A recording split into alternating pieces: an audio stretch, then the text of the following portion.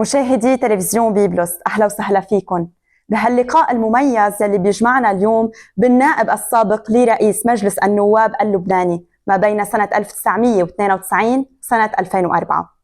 شغل منصب وزير الإعلام في حكومة الرئيس عمر كرامي ما بين السنتين 2004 و2005.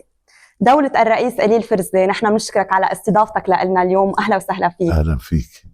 حضرتك لك دور فعال بكل الحقبات التي عصفت لبنان، كرمال هيك حابين نطرح على حضرتك بعض الأسئلة. بداية، دولة الرئيس، بعدة إطلالاتك التلفزيونية القريبة ذكرت عميد الجمهورية ريمو إدي، ليه بهالمرحلة استذكرته؟ طبعا كمان استلمت نيابة رئاسة المجلس مجددا من 2018 لل 2022 يعني مؤخرا. الحقيقة العميد ريمون إدي شخصية لا يمكن إلا أن تكون حاضرة بأي تفكير قد يتناول الوضع الشخصيات السياسية والقادة السياسيين بلبنان والنظام الديمقراطي البرلماني. نحن مثل ما بتعرفي نحن بلد الديمقراطية فيه ألبست لبوسا برلمانية. فالعميد ريمون إدي حقيقة خصوصا للناس اللي بتعرف، لأنه الأجيال الجديدة حقيقة في فراغ كبير بين معرفتها بمستوى الشخصيات الهائل اللي كان موجود ب 43 لسنة 1975. صار في يعني تعتيم كبير على المشهد، لأنه انشغلت الناس بأمور الحرب والحروب الأهلية وحروب الاحتلالات الخارجية والصراعات من نوع آخر. فنسيوا الرموز الوطنية اللي فأنت وقت تكوني عايشة بأزمة ديمقراطية، بأزمة برلمانية، بأزمة خطاب سياسي، بأزمة نظافة كف وقصد، ما فيك إلا ما تتذكري ريمون إدي. وأنا بس عم بذكر ريمون إدي، العميد ريمون إدي، مش بس لأنه بس كان لوحده، كان في شخصيات أخرى بالبلد هائلة بمكوناتها وطاقاتها. طيب حتى بيت إدي على المستوى الوطني اللبناني العام كان في انقسام حول تقييم ظهرته، وهو ظلم بتقييم ظاهرة والده الرئيس إيميل إدي اللي كان رئيس لبنان، يعني اللي عمل رئيس لبنان بأواخر الثلاثينات. هلأ كان في مأخذ أنه الرئيس إيميل إدي أنه وقف ضد الحركة الاستقلالية التي كانت تطالب بخروج فرنسا من لبنان. الحقيقة التوقف هون بعد تمحيصي بالأمور لقيت أنه فيها ظلم، وهذا موضوع يجب أن يصحح. ووصلوا لوقت أنه أخذوا قرار نفوه برات البلد. أنا شخصيا طلعت بالانطباع التالي، أنه مش بس هو طالب ببقاء الفرنسي وقف هون، هو طالب لأنه عطى السبب الموجب أنه نحن لم ننضج بعد لصيانة الاستقلال، لذلك روقوا بالكم. طيب ما ثبت لبنانيا أنه عندما أخذ الاستقلال، وهذا أمر جيد، وأنا أهلي كانوا بالمجلس الاستقلالي الأول يعني 42-43، عندما أخذ هذا الاستقلال العظيم بشخصيات عظيمة أيضا مثل الرئيس بشار الخوري باتفاقه مع الرئيس رياض الصلح اللي صاروا عبد الحميد كرامي وعبد الحسين شرف الدين، كان في شخصيات. طيب ثبت أنه ارتكبوا أخطاء، أنه سنة 47 حكى بخرق الدستور عبر التبديد وعبر انتخابات قيل أنها مزورة ب25 أيار. طيب كيف يجوز للدولة اللبنانية ورجالها أن تذهب باتجاه تزوير انتخاب بعد 4 سنوات من استقلال، حيث كان مفروض يكون في قوة الدفع قائمة، لو لم يكن هناك سوء نضج؟ وأنا هون يعني ما بدين بشار الخوري، بدين المحيط، بعض المحيط اللي حواليه. تعرفي كل شخصية بيبقى حواليه محيط. ناس. أنا ما بدينه، بس إنه كان معه حق. والفرنسيين مزبوط كانوا بلبنان، بس تركوا عدلية محترمة.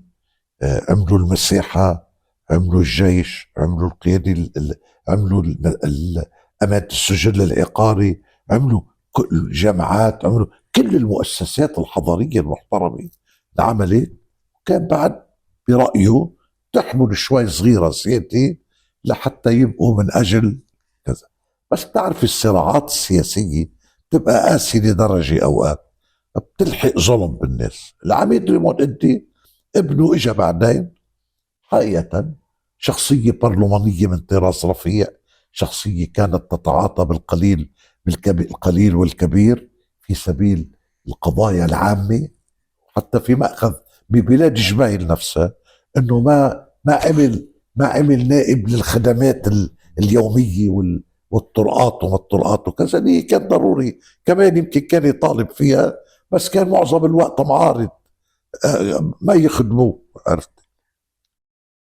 انا بدي احكي لك شغله صارت معي وهي للتاريخ. بعز دين الحرب الاهليه البلد كان مشلع، وعم بحكيكي وقت كان بعده كان بباريس. انا ثاقبت كنت بلندن، بيلقطني الصحافي الاستاذ ريمون عطله بيقول لي العميد ادي ابي بروم عليك. قلت له علي؟ قال لي لانه هن عندهم ملكيه بعانه بالبقاع الغربي، وانا ابن البقاع الغربي، وهو في علاقه بينه وبين اهلي كان. وعمي اديب انا سمعانه ابي يقول انه كان هو احد الاصوات الخمسه اللي صوتوا له بس ترشح ضد فؤاد الشاب لرئاسه الجمهوريه. على كل حال هيدي بعتقد كنت بعدني صغير، بس هيك سمع، قد يكون صحيح او لا ما بعرف، بس هيك على الابد. رحت، وكان مر شي 10 سنين على الحرب الاهليه ال 75 بعتقد، اثناء كان ميشيل عون رئيس وزاره، البلاد مشلع، وبتعرفي كيف كانت حروب تحرير والغاء وما بعرف شو. تلفني له على باريس معه ريمون عطله تلفن. امرني عميد 3/4 الساعه قاعد بفرنسا، بعتقد كان بالبرانس دوغال، بعتقد هيك وقتها. 3/4 ساعه على التليفون يحكيني بمياه الليطاني انه ملوثه ولازم ينتبهوا، واساس التلويث هي منطقه بالنبع، ولازم الدوله كذا، ولازم يشرح لي مساله مساوئ تلويث الليطان. طيب معقولي شخص قاعد 3/4 الساعه على التليفون بلده مثل ما بتعرفي الوضع مهتم بجزئيه، هي مش جزئيه، هي عمل ضخم هذا كثير، بفكره انه انتبهوا لمياه الليطاني رايحه باتجاه التلويث الكامل. وهذا ما حدث اليوم. انا كنت اسمعه بمجلس النواب، لم يتقن اللغه العربيه طبعا، ما كانش يعني، كان الفرنساوي اقوى فيها، بس يطلع يقعد يحكي جرأة، ثقة بالنفس، بتحسي بنظافة الكف والقصد تبعه أم تلمع لمعان. عرفتي كيف؟ لذلك أنا بتسكره طبعا وبقول شو المجتمع هذا المسيحي بلبنان والماروني بشكل خاص. وأسمح لنفسي أن أقول هذا الكلام من موقع المحب، ما حدا يسجل علي شيء، أنه شخصية مثل ريمون إدي ينخلق ظروف محلية تحول بينه وبين بقائه ببلده. قصة ظاهرة خطيرة. أنا بعتقد بس مارست هيك ظاهرة أعلن أو كانت نذير بدء انهيار لبنان. لذلك نشدت الموهرني بشكل خاص انه يحطوا صوره ويضووا شمعة يعني شو بدنا نعمل أنا فيهم؟ هون بدي أسأل حضرتك، هل تعتبر أن العميد ريمو قدي كان رجل دولة وتعايش؟ كان رجل دولة من طراز رفيع، مش رجل دولة عادي، رجل دولة من طراز رفيع. أبخبرك وين بيهتم بتلوث اللي طاري بعز دين البلد حالته بالويل، وأبي ينبه لمخاطر التلوث المستقبلي لشاب بعدني كنت صغير، يعني عم بحكيك من 40 سنة قاعد بيشرحها بنفس نضالي بيشرح. هاي وحدة اثنين. إيه نعم كان رجل تعايش، خلافا ليك بيت إدي نطلع عليهم حكي كتير انه بيو خاطب المسلمين بطريقة معينة وقال له فلوا على الصحراء، كلام من هالنوع. انا ما بعتقد شخصية مثله فهمان لبنان يطلع من تمه هيك كلام. انا بشك اربع بذي. ولكن ويمكن اذا آلة بنرفزي بكذا، بس ما بعتقدها جزء. ريمون ادي كانت علاقته بكمال بيك جنبلاط كانت علاقة مميزة، علاقته بصائب بيك سليم كانت علاقة مميزة، علاقته ببيت الأسعد كان وقتها يعني الزعامة الوائلية هي الزعامة الأساسية عند الشيعة، كانت زعامة. علاقته بكل الشخصيات المسلمة حتى على ما أعتقد بتحفظ، لأني مش متابع عن النقطة بالإمام موسى الصدر، كان عايش الأمور بطريقة على أساس إنه في برلمان نص بنص تقريبا، يعني ل 58 كانت 5 ب6 وهكذا. لذلك أنا شخصيا مؤمن، أنا مؤمن إنه كان مؤمن بوحدة البلد. الله يرحم كل الشهداء اللي راحوا ويصبر أهاليهم.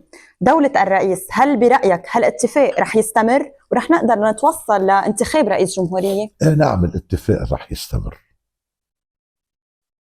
وخصوصا إذا كان بحثت مسائل شبعة وكفرشوبة، إما أن ثبتت الحدود أو سلمت للأمم المتحدة وقوات اليونيفيل أو الإندوف ما بعرف، بس فصلت من أن تكون قادرة إسرائيل أن تذهب منه وإليه بصورة يعني بحرية، لأنه هاي كانت بدها تكون سبب من أسباب التفجير المستمر. وهذا الخطأ الذي ارتكب قديما بال2000 وقبل، بس انسحبت إسرائيل أنه كانت لازم المجتمع الدولي يتدخل ويثبت الحدود بصورة كاملة، والأمر وينفذ القرار 425. هذا لا الدولة قدرت عملته ولا الدول اتدخلت كرماله، لأنه كانت بدها لبنان يستمر ساحة مباحة متاحة للجميع، ومن لا يدخلها يشعر بالخسارة. تدخل إسرائيل على الساحة اللبنانية بينعمل مؤامرات على الساحة اللبنانية، أو بتلتف وبتروح على سوريا للأسباب الإقليمية المعروفة. لذلك لبنان دفع الثمن. بس أنا رأيي نعم هذا اتفاق سيستمر. أول نعم هالاتفاق، نعم تفضل، هذا الاتفاق راح يستمر. أما مسألة انتخاب رئيس جمهورية، نعم رئيس بري أنا امبارح كنت عنده، صار في يعني نهار اللي أعلن وقف إطلاق النار، وكان كلامه واضح أنه سيذهب باتجاه الدعوة لانتخابات رئاسة الجمهورية. كان على أساس اليوم بده يوجهها بعتقد بأوائل كانون الثاني، وراح يعين نهار ومن أجل انتخاب رئيس جمهورية، وسيسرع بمسار الانتخاب. هلأ اللبنانيين بدهم شخصية بيتفقوا عليها ما بيتفقوا عليها، بيأمنوا الأكثرية المطلوبة تحت سقف الدستور ما بيأمنوا، هذا موضوع تاني، هذا بيخص كل القوى، لأنه رئيس المجلس هو أحد القوى مش كل القوى. هالاتفاق لمدة 60 يوم تم عليه باتفاق دولي أم تحت ضغط النار؟ لا هذا 1701 هو اتفاق تم باتفاق دولي صادر عن مجلس الأمن، وسنة 2006 لم ينفذ. طبعا الطرفين ما نفذوه، ولكن الحقيقة أنه في 37 مدري 39 ألف مخالفة مسجلة لإسرائيل بالجو وبالبر وبالبحر. لا هي قصة معروفة، لا هي قصة معروفة، وهو اتفاق دولي. اجى هلا حصلته الواقع اللي صار، الآلام التي ترتبت على اللبنانيين وعلى الإسرائيليين أبناء الكيان الإسرائيلي، وبشكل مؤلم جدا، لأنه الوضع الإسرائيلي أنا بتابع النقاشات اللي بتتم بين السياسيين، بين الإعلاميين، بين رجال النخب، بين اللي بيستدعوهم على التلفزيونات ليتناقشوا انه نقاشات الكنيسة اللي بتصير، مبينة انه الجماعة كمان لواعين من هذه الحرب. وانا بعتقد مش بسهولة بينجروا بعد لحروب تاني فيها مغامرات شخصية، كان نتنياهو او غيره. بدنا نختم معك دولة الرئيس بالسؤال الأخير: مين كان أقرب لإلك بتوليك المناصب العديدة في الدولة اللبنانية؟ أي رئيس جمهورية، أي رئيس حكومة، وأخيراً أي رئيس مجلس نواب؟ اولا كرئيس جمهورية. انا كلهم بلشوا قراب اكثر من اللزوم، واختلفت انا وياهم بعد مرور اشهر.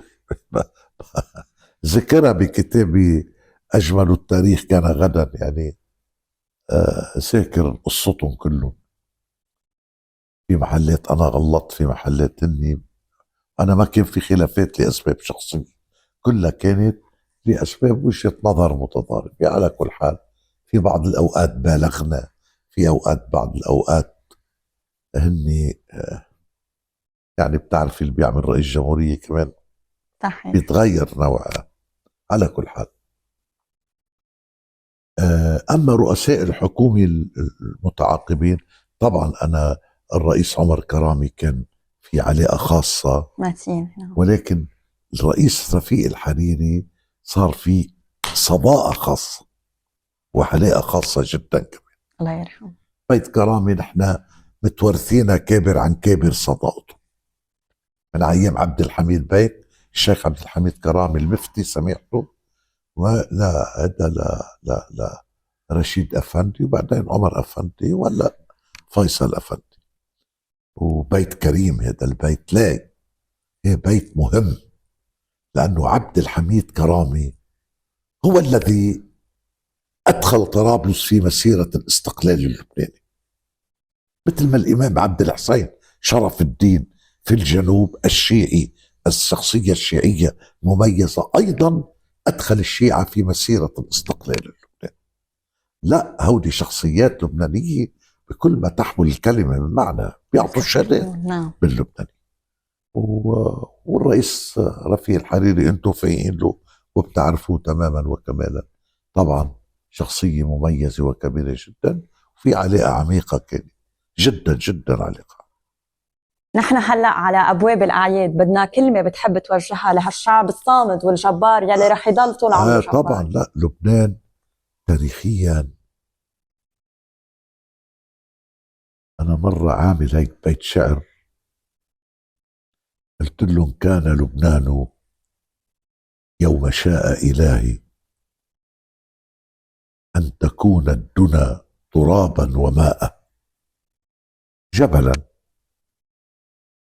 أبيض العمامة حرا، ذا جلال يطاول الجوزاء، أخضر الفيء عنبريا يغذي، غرسة الأرز في الأعالي علاء، أرزة مثلنا تعيش وتبقى، رغم أنف الدهور تأبى الفناء. وهكذا لبنان يأبى الفناء. مر علي بتاريخه كتير، ما بتلاقيه إلا مثل طائر فينيق. هلأ تهدى بتتذكري كلامي، شهر زمان بتلاقي رجعة البوم الاقتصادية فيه، والشغل والإيمان بالغد ونشاط اللبناني. وحتى ما أنسى، مش نشاط اللبناني فقط المقيم، نشاط اللبناني اللي أبيه، اللي هو سر لبنان وسحر لبنان في الخارج والمنتشر، الدياسبورا اللبنانية. صالح جودة الشارع المصري بيقول: ما سر لبنان؟ عم نفوت شعر بالمقابلة لحتى ما تكون أكيد نحن ما تكون ناشفة كله سياسي. ما سر لبنان؟ ما سحر لبنان؟ أطيب هوائه؟ لا، والذي خلق النهى. أنا لا أرى لبنان إلا في عزيز إبائي، في زمرة الرواد من أعلامه، في عبرة الأمجاد من حكمائه، في نثر جبران خليل جبران، في نثر جبران ولطف بنائه، في شعر مطران وحلو خياله، في كل في بلبليات الأمين أمين نخلي إذا اشتلى من نبع الباروك دن صفائي، في كل من ركب المحيط ليبتغي للأرز أضواء على أضوائه.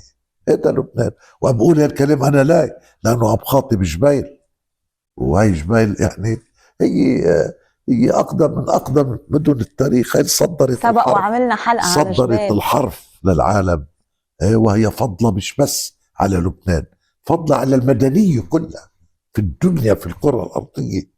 فبالتالي لها منا ولأهليها ولكل مناطقها وقراها وقياداتها الحاليين والسابقين، قياداتها لها منا كل التقدير والحب والاحترام، وأتمنى لهم دائما التوفيق بكل كبيرة وصغيرة. شكرا لاستضافتك لنا دولة الرئيس إلي الفرزلي، ولنا الشرف نكون عم نقابلك. أهلا وسهلا فيك. وإلى اللقاء.